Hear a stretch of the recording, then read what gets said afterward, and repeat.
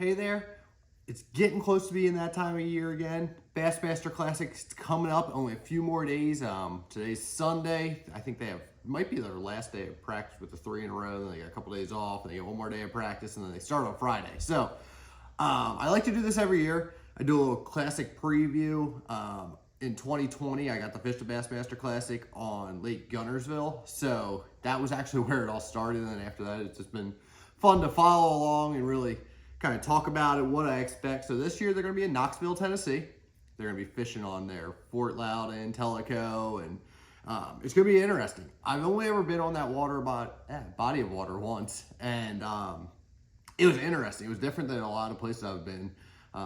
Very river-like up in Loudoun, then it became more lake-ish down towards Tellico, so it was a little different. I only spent probably half a day. I caught some fish, nothing big, but it was interesting. I've done a lot of just research. I've been following along over the years when they've been there, when Gussie won, fishing that deep stuff down in Tellico, where they were kind of coming through, fishing that deep smallmouth.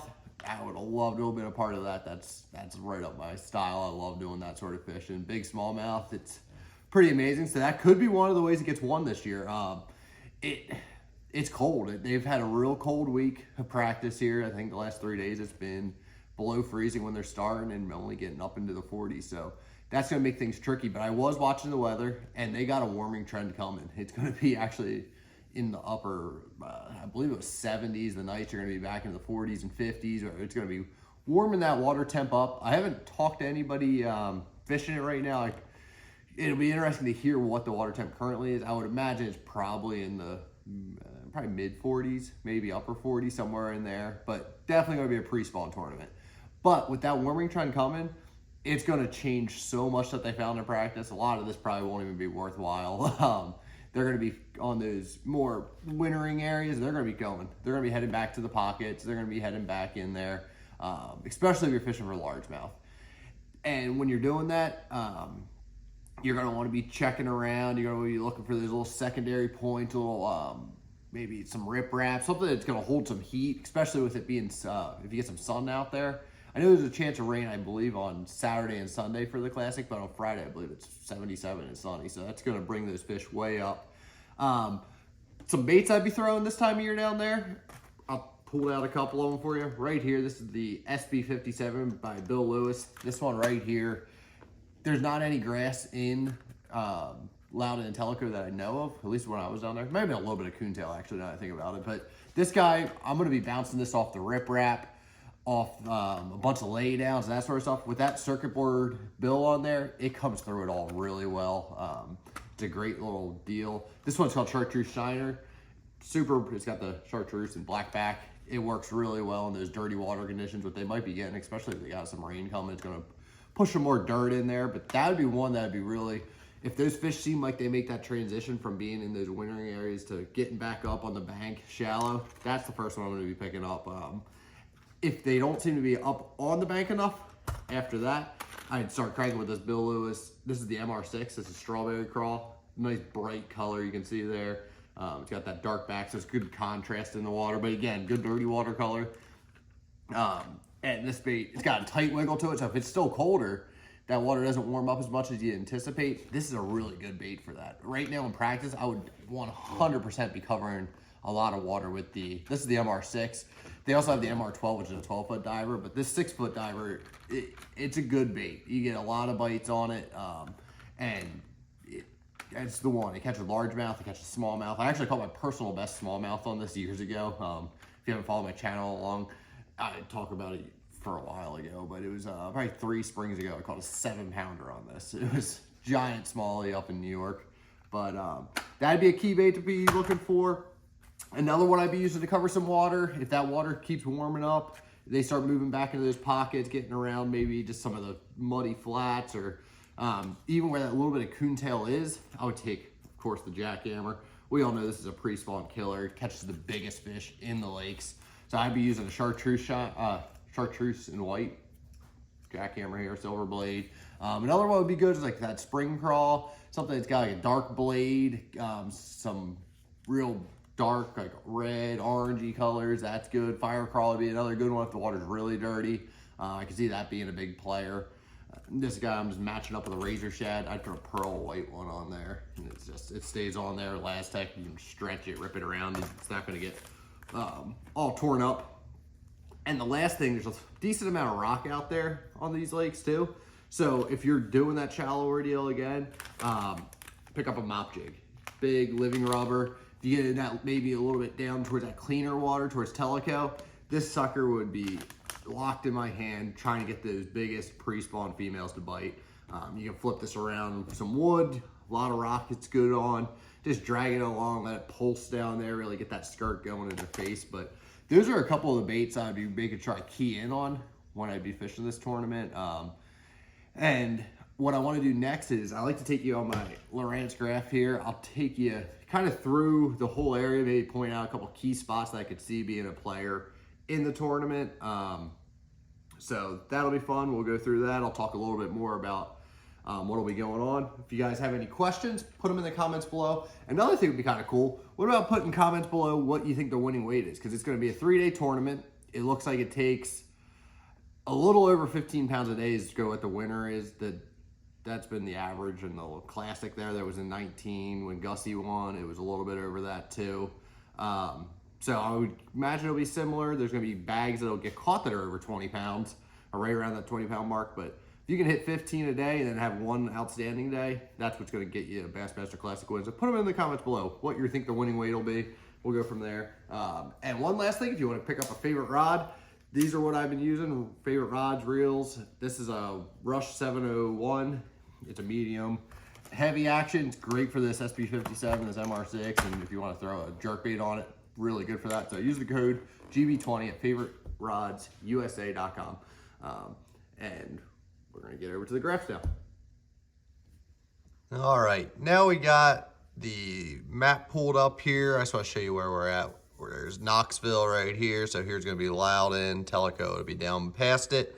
I'm in my garage here, so it's, you can see a little bit of the streaks from my lights, but just the best we can do. I'm about 547 miles away from there, so it's best we can do at the time here. But we're gonna zoom in here. I'm using the C map on board. It's just the map that comes with it. So I wanna show you a little bit of what I did with the shading here. I'm just gonna zoom in real quick. From 0 to 3 feet is red. From 3 to 6 is orange. 6 to 10 is yellow. And then I believe I did from 10 to 20, it's like that pinkish color. So here, I'll show you how I did that real quick. I just did this as a custom deal. You go to CMap on board, chart options, go to depth pal, oh, I'm sorry, not depth pal, shading, and then you go custom, you can change it. So here you'll see there's the options. So the first one was red, orange, yellow, pink, white, and then you can see once I get deeper, I kind of fade that all out. I can't imagine there'll be much fishing going on past 30 foot, but maybe doing this smallmouth deal down there, maybe somebody can find something real deep. But I'm going to be thinking they're coming up shallow, they're pre-spawn. You're probably going to be targeting a lot of largemouth if you're going to be trying to win this thing, unless you can really get that deep bite going. But it just looks like with that warmer weather coming, I imagine they're going to be sliding up shallow too. So I just wanted to show you that before we got started. And if you want to change any of this, you just click on it. You can enter it in there. You can see all these different ways to do it. I have other videos up about that if you can Google that or whoever, YouTube it, find it. But yeah, so we're going to start. I believe this is takeoff is right here in Knoxville. So they're in downtown Knoxville. You're going to run down. You're gonna be going, you're gonna be looking, you can be fish this main lake stuff. Maybe you can find some stuff on the outside channel and these little bit of flats, that sort of idea. But what I'm gonna be doing, I'd be going until I get to my first little pocket. So you get some little backwater like this. I would start out here, kind of crank some of these points, hit that with that MR6, and then I'm gonna work my way back in. You'll find these little bridges, stuff like that. I'm sure there's riprap all over this. You can see there's a sewage disposal area. So it might even have a little bit of warm water. I don't know that for a fact. You can see there's a little creek that actually comes in. So if it rains a lot, you might get some mud coming in. But this is somewhere they're going to be going to spawn. They'll be coming back into these little pockets. They're going to get on these little hard points, stuff like that. So not necessarily that they'll be spawning during this tournament. I highly doubt they are. But that's the areas they're gonna be looking to go to. So you wanna check that out. You can see we got these island sort of things too. You might be able to get some, maybe even smallmouth on the front and back side of this. From what I've heard, Loudoun is a little bit dirtier. You get that 0 to 3 foot of visibility, and then once you get down to Tellico, it gets a little bit cleaner. But again, here you go. You can see some of this going on. That's good areas. I like this one because it's got a little bit of deep water coming into it, and then you got some shallow stuff out off of it. So I would be definitely checking out that little bit of area. Keep coming down, and you can see as you keep working your way down, you get more and more options. Then you get the little rivers coming in.